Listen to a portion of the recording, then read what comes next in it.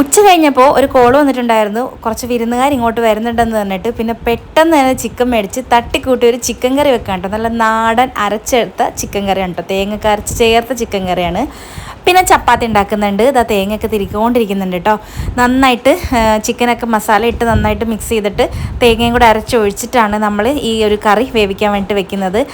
നമ്മൾ ലാസ്റ്റ് ഒഴിക്കുകയല്ല കേട്ടോ ചെയ്യുന്നത്, പച്ചക്ക് അരയ്ക്കുന്നതുകൊണ്ട് തന്നെ ആദ്യം ഒഴിച്ചിട്ട് ഇതുപോലെ നന്നായിട്ട് ഇളക്കി കൊടുത്ത് മൂടി വെച്ചിട്ട് നല്ലപോലെ കുക്ക് ചെയ്തെടുക്കുകയാണ് ചെയ്യുന്നത്. നല്ല നാടൻ ടേസ്റ്റിലുള്ളൊരു കറിയാണ് കേട്ടോ ഇത്. അപ്പോൾ ദാ ഇതിലേക്ക് നമ്മൾ കുരുമുളക് പൊടിയും ബാക്കി പെരിഞ്ചീരകപ്പൊടിയും എല്ലാ ഐറ്റംസും ചേർത്തിട്ട് അടച്ച് വെച്ച് കൊടുക്കുന്നുണ്ട് കേട്ടോ. ഇനി ഒരു 10-30 മിനിറ്റ് അങ്ങനെ ലോ ഫ്ലെയിമിൽ ഇരിക്കട്ടെ. പിന്നെ ഞാൻ പൂരിയാണ് കേട്ടോ ആദ്യം ഉണ്ടാക്കാമെന്ന് വിചാരിച്ചത്. പിന്നെ ഞാൻ വിചാരിച്ചു പൂരി ഉണ്ടാക്കിയിട്ട് ഇങ്ങനെ വെക്കാൻ പറ്റില്ലല്ലോ, അവർ വരുമ്പോഴത്തേക്കിനും കുറച്ചെങ്ങാനും ലേറ്റായി പോയി കഴിഞ്ഞാൽ പിന്നെ പൂരി തണുത്തു പോകും. അപ്പോൾ അതുകൊണ്ട് അത് മാറ്റിയിട്ട് ചപ്പാത്തി ആക്കാമെന്നാണ് കേട്ടോ വിചാരിച്ചത്. വൈകുന്നേരമാണ് കേട്ടോ വരുന്നത്. അപ്പോൾ അതുകൊണ്ട് തന്നെ ഞാൻ ചിക്കൻ കറി പൂരിന്ന് അങ്ങനെ വിചാരിച്ചത്. പിന്നെ അങ്ങനെ മാറ്റിയിട്ട് ചപ്പാത്തിയാക്കി. പിന്നെ കുറച്ച് പഴം പൊരിക്കാമെന്ന് വിചാരിച്ചു. അതങ്ങനെ പൊരിച്ചെടുക്കുന്നുണ്ട്. ഞാൻ വട്ടത്തിൽ എറിഞ്ഞിട്ടാണ് കേട്ടോ പഴം ഉണ്ടാക്കിയത്.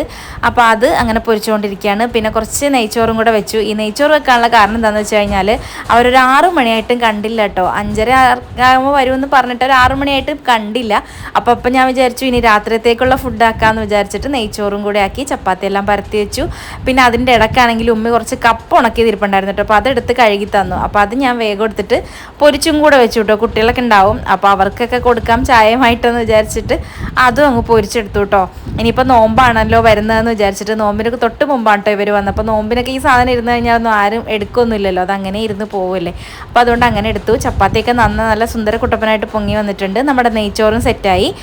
അങ്ങനെ ഒരു 7 മണിയൊക്കെ ആയപ്പോഴാണ് കേട്ടോ അവർ വന്നത്. അവർക്ക് വഴിയൊക്കെ തെറ്റിപ്പോയിട്ടുണ്ടായിരുന്നു. അങ്ങനെ പിന്നെ അവർക്ക് ഫുഡൊക്കെ കൊടുക്കാൻ വേണ്ടിയിട്ട് എടുത്തു വെച്ചുകൊണ്ടിരിക്കുകയാണ്. വന്നത് മൂത്തുമ്മയും വല്ലുമ്മിച്ചിയും അവരുടെ മക്കളും മരുമക്കളും ഒക്കെ ആയിരുന്നു കേട്ടോ. എന്തായാലും കുറച്ച് നേരം എല്ലാവരുമായിട്ട് വർത്താനം പറഞ്ഞു.